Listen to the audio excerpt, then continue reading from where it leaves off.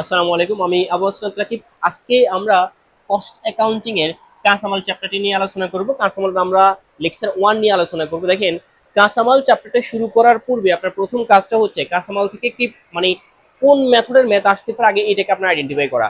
তো আমরা যদি সিলেবাসটা বিশ্লেষণ করি 19তমর জন্য, আমরা দেখতে পাচ্ছি যে করণীয়ের ভিতরে কাঁচামালের ক্ষেত্রে আমাদের মাল খতিয়ানটা তৈরি করতে বলতে পারে এবং এটা তিনটা পদ্ধতিতে তৈরি করতে বলবে তারা। একটা হচ্ছে ফিফো, আরেকটা হচ্ছে লিফো, আরেকটা হচ্ছে অ্যাভারেজ মেথড। মাল খতিয়ানটা চারটা পদ্ধতি করা যায়, আটটা পদ্ধতি হচ্ছে সিম্পল অ্যাভারেজ মেথড। তবে আমাদের 18তম মধ্যে তারা যে নতুন সিলেবাসটা দিচ্ছে ওই সিলেবাসে সিম্পল অ্যাভারেজ মেথডটা নাই। তাহলে হচ্ছে আমরা মাল খতিয়ানের এই লিপো, পিপো এবং কি অ্যাভারেজ মেথড, এই তিনটা পদ্ধতি আমাদেরকে খুব ভালোভাবে করতে হবে।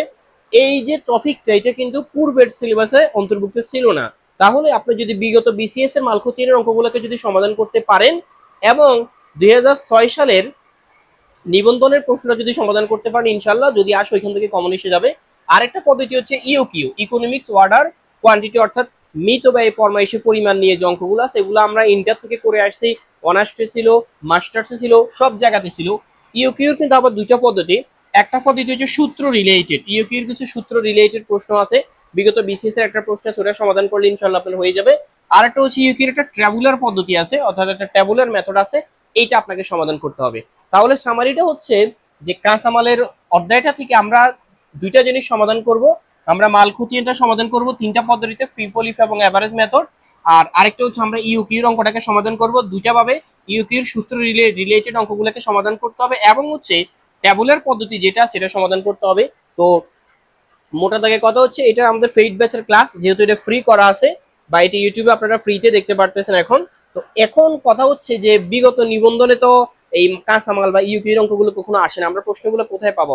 খুবই সিম্পল জিনিস, যারা পেড বেচে আছে তাদেরকে পিডিএফ দেওয়া হবে, যেখানে ভিতরে বিগত বিসিএস এর বিগত বিসিএস এর রিটার্নের যতগুলো প্রশ্ন আছে এই কাঁচামাল থেকে ইউপির এবং মালখতিয়ানের কিছু প্রশ্ন তো আমি সমাধান করে দিব, বাকি কিছু প্রশ্নের প্যাটার্ন আপনারা কি খুব সহজে কি পেয়ে যাবেন।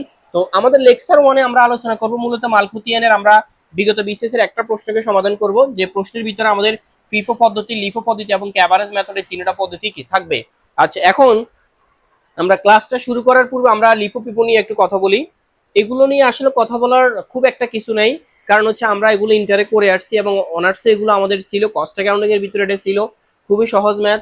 আমরা জানি ফিফো পদ্ধতি মানে হচ্ছে first in first out. First in first out means হচ্ছে আগের মাল আগে আপনাকে বিক্রি করতে হবে। ফার্স্ট ইন ফার্স্ট আউট মানে কি আগের মাল আগে বিক্রয়, আগের মাল কি আগে বিক্রয়, অর্থাৎ প্রথমে আপনি যে মালটা ক্রয় করবেন ওই মালটা আপনাকে সবার পূর্বে বিক্রি করতে হবে। ফিফো মানে হচ্ছে লাস্ট ইন ফার্স্ট আউট, অর্থাৎ পরের মাল